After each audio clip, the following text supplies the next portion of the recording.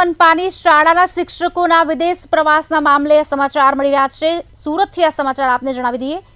મહાનગરપાલિકાની શાળાના શિક્ષકોના વિદેશ પ્રવાસ મામલે આ સમાચાર। મનપા સંચાલિત નગર પ્રાથમિક શિક્ષણ સમિતિની શાળાના મામલે આ સમાચાર મળી રહ્યા છે। સમિતિ અધ્યક્ષે વધુ 3 શિક્ષકોને નોટિસ ફટકારી છે। ત્યારે ત્રણેય શિક્ષકોના વિદેશ પ્રવાસને લઈને વિવાદ સર્જાયો। સુરતથી આ સમાચાર, જેમાં સમિતિની જાણ બહાર ત્રણેય શિક્ષકોએ વિદેશ પ્રવાસ કર્યો હતો। એક શિક્ષિકા તો 11 વર્ષ સુધી વિદેશ રહ્યા હોવાના સમાચાર મળી રહ્યા છે।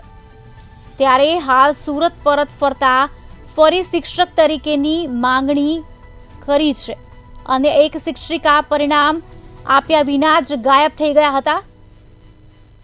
વધુ એક શિક્ષિકા સપ્ટેમ્બરમાં ગેરહાજર રહ્યા બાદ હાજર ન થતા તેમને નોટિસ પણ ફટકારવામાં આવી અને સમિતિમાં શિક્ષકોની મન ફાવે તેમ શાળાઓમાં હાજરી જોવા મળી રહી હતી। ત્યારે કોસાડ આચાર્ય સંજય પટેલના વિદેશ પ્રવાસનો વિવાદ હજુ શમ્યો નથી। ત્યાં વધુ 3 શિક્ષકોના વિદેશ પ્રવાસનો મધપૂડો છંછેડાયો છે।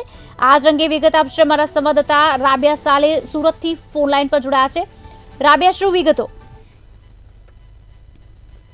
માહિતી સામે આવી રહી છે। સુરત મનપા સંચાલિત જે નગર પ્રાથમિક શિક્ષણ સમિતિની જે શાળા હોય છે, આ શાળામાં શિક્ષકોનો વિદેશ પ્રવાસનો જે મામલો છે એને લઈને જે સમિતિના જે અધ્યક્ષ છે એમના દ્વારા અત્યારે જે નિવેદન આપવામાં આવી રહ્યું છે કે 3 શિક્ષકો અને 3 શિક્ષકોનો વિદેશમાં પ્રવાસને લઈને જે વિવાદ સામે આવી રહ્યો છે। શિક્ષકો જે છે સમિતિની જાણ બહાર જ વિદેશમાં પ્રવાસ કરતા હતા। એક શિક્ષિકા 11 વર્ષ સુધી વિદેશ રહ્યા અને હાલ હવે તે પરત સુરત ફર્યા અને ત્યારે હવે તેમણે આ નોકરીની ફરી એકવાર જે માંગણી કરી છે એને લઈને કેટલાક સવાલો ઉઠ્યા છે। તો અન્ય જે શિક્ષિકા છે એમના દ્વારા વિદ્યાર્થીઓના પરિણામ આપ્યા વિના જ તે ગાયબ થઈ ગયા હતા। જ્યારે વધુ એક જે શિક્ષિકા છે સપ્ટેમ્બર માસમાં ગેરહાજર રહ્યા અને હાજર ના થતા તેમને નોટિસો ફટકારવામાં આવી છતાં પણ તેમના દ્વારા કોઈ જવાબ આપવામાં નહીં આવ્યો। આ રીતે શિક્ષણ સમિતિ દ્વારા મન ફાવે તેમ જે શિક્ષકો છે પોતાની મરજીથી આવે છે અને જાય છે। જાણે શિક્ષણ સમિતિની અંદર તેઓ નોકરી નહીં પરંતુ જલસા કરી રહી હોય ને એવું લાગી રહ્યું છે। સુરતના જે અમરોલી કોસાડ આવાસ છે ત્યાંની જે શાળાના આચાર્ય હતા સંજય પટેલ, આ સંજય પટેલના વિદેશ પ્રવાસનું જે સામે આવ્યું હતું એના બાદ જે છે આ તમામ શિક્ષકો દ્વારા એક બાદ એક જે છે આ રીતે હવે નોટિસ ફટકારવામાં આવી રહી છે। ખાસ કરીને જ્યાં વર્ષ 2024માં સુરતમાં ફરી નોકરી માટે એક શિક્ષિકા આવી અને તેમના દ્વારા માંગ કરવામાં આવી, તેને લઈને અન્ય શિક્ષિકા અને શિક્ષકોની પણ હવે વિદેશ પ્રવાસની તપાસ કરવામાં આવી રહી છે। સુરતની શાળા ક્રમાંક 101માં સીમા રાઠોડ 11 નવેમ્બરે ગેરહાજર હતા। પરિણામ તૈયાર કર્યા વિના તેઓ ગેરહાજર રહેતા હતા।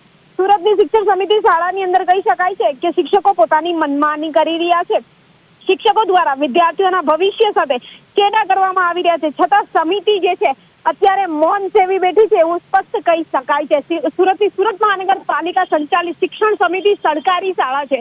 બાળકોના ભવિષ્ય માટે આડે દિવસે આધુનિક શાળા બનાવવાની મોટી વાતો કરતી હોય છે, પરંતુ અહીં જે શિક્ષકો છે એમના ઠિકાણા નહીં હોવાના ક્યાંક સામે આવી રહ્યા છે, જેને લઈને શિક્ષકોને પણ એક બાદ એક નોટિસ ફટકારવામાં આવી રહી છે।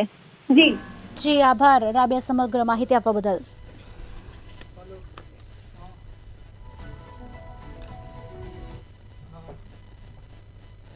સંજયભાઈ પટેલ કે જેઓ દુબઈ પ્રવાસ કરતા હતા એવી માહિતીના આધારે ને ચેનલોના માધ્યમથી જે ખબર પડી હતી ને એમના સંજયભાઈ પટેલને આપણે સસ્પેન્ડ કર્યા હતા। ત્યાર પછી સમિતિ ખૂબ જ એક્ટિવ થઈ ગઈ હતી અને ત્યાર પછી પણ અમે લોકોએ જે શિક્ષક કે શિક્ષિકા બહેનો વિદેશ ગયા છે એની માહિતી મંગાવી હતી અને એમાં એક શિક્ષિકા બેન જે સપ્ટેમ્બરથી વિદેશ પ્રવાસ સપ્ટેમ્બર સુધીની રજા લઈને ગયા હતા અને ત્યારબાદ એ લોકો શાળામાં હાજર ન થયા હતા એની વિગત કાઢીને અમે એમને નોટિસ મોકલાવી હતી। ત્યાર પછી 29 તારીખે ટ્રિબ્યુનલમાં એક કેસ હતો। એ શિક્ષિકા બેન અગાઉ 13 અને 17માં વિદેશમાં હોવાથી એમને સમિતિએ કોઈ પણ નોટિસ આપ્યા વગર બરતરફ કર્યા હતા અને એઓ અપીલમાં ગયા હતા। એની સુનાવણી ચાલુ છે। એમાં પણ અમે પુરાવા માંગ્યા છે અને પુરાવામાં એ સાચા સાબિત થશે કે ખોટા સાબિત થશે તો એના પર કાર્યવાહી કરવામાં